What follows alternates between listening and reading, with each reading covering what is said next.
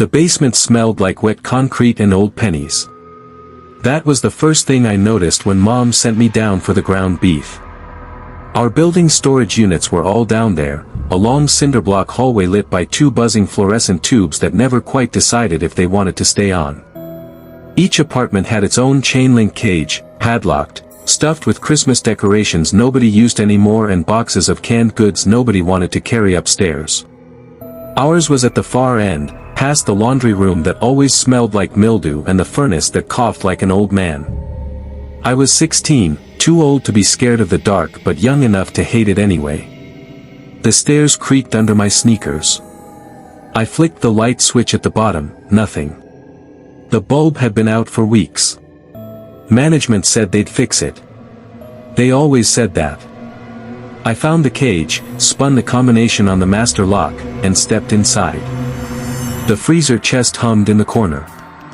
I lifted the lid, frost curling out like cigarette smoke, and dug past the ice-crusted bags until my fingers closed around the package of meat wrapped in white butcher paper. Mom wanted it thawed by 6. Chilly night. That was when I heard the door at the top of the stairs open. Slow. Deliberate. The way Mr. Kowalski used to open it, because his knees were shot from 40 years pouring concrete and he had to lean on the railing with both hands. I froze, one foot still inside the cage. No footsteps at first. Just the door easing shut with that familiar whine of the hydraulic closer. Then the first step. Thump. Pause. Thump. Pause. Like someone testing each stair for weak spots. I told myself it was Mrs. Delgado from 2C doing laundry. Or the super finally changing the damn bulb. Anyone. But the rhythm was wrong. Too heavy. Too familiar. Mr. Kowalski had died 3 weeks ago. I was there when the ambulance came. He was sitting on the bottom step, head in his hands, a half-empty bottle of Popov between his boots. The paramedics said liver failure, but everyone knew it was the drinking.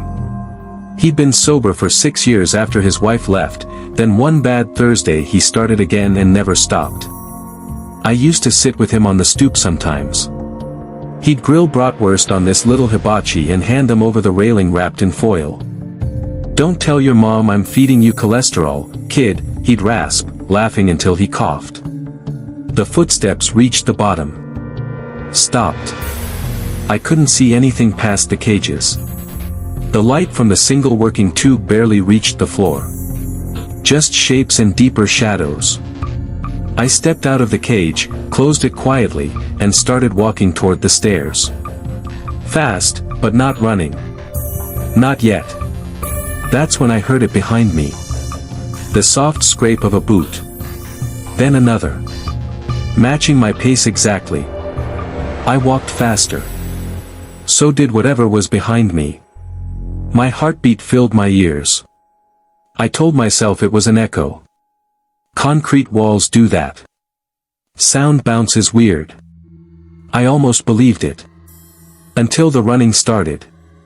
Not human running. Not even close. It was the sound of something overclocked, padded feet hitting concrete so fast they blurred into one long rip, like tearing paper. It came from the far end, past the furnace, past the cages. Straight down the center aisle toward me. I bolted. The meat slapped against my thigh as I sprinted. The stairs seemed farther than they'd ever been.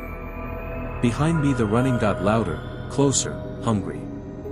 I could hear breathing now, wet, ragged, excited. The same sound Mr. K made that last week when he couldn't climb the stairs anymore and just sat on the landing wheezing. I hit the stairs 2 at a time, slipped, caught the railing, hauled myself up. The thing behind me hit the bottom step and kept coming, no pause, no hesitation, like stairs meant nothing. I slammed through the door at the top, threw my weight against it, and fumbled the deadbolt home. My back pressed to the wood. I waited for the impact. Nothing came. Just silence. Mom was in the kitchen humming along to the radio. "Took you long enough," she called. "Meat okay?" I opened my mouth. Closed it. What was I supposed to say? That our dead neighbor just chased me through the basement like a goddamn cheetah? Yeah, I managed. Still frozen.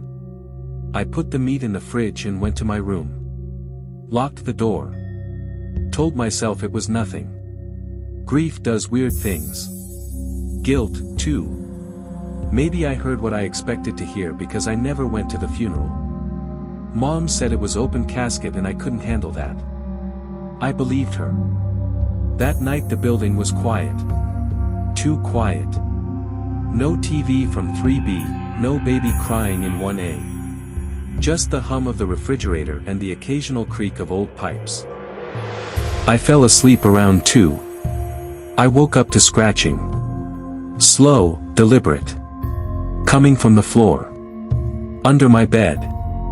I lay there, eyes wide, listening to nails rake across the underside of the box spring. Back and forth. Back and forth. Like someone testing the wood. I didn't move. Didn't breathe. The scratching stopped. Then the voice. Barely a whisper, raw from years of cigarettes and cheap vodka. Hey, kid. I screamed. I couldn't help it. Mom burst in 30 seconds later, hair in curlers, wielding a frying pan like a club. What the hell, Dylan? I couldn't speak. Just pointed at the floor. She flipped on the light, got on her knees, looked under the bed. Nothing here. Bad dream? I nodded. What else could I do? She kissed my forehead and left. I didn't sleep again. The next morning I avoided the basement. Told Mom we were out of everything. She gave me that look but didn't push. 3 days later she sent me down for potatoes.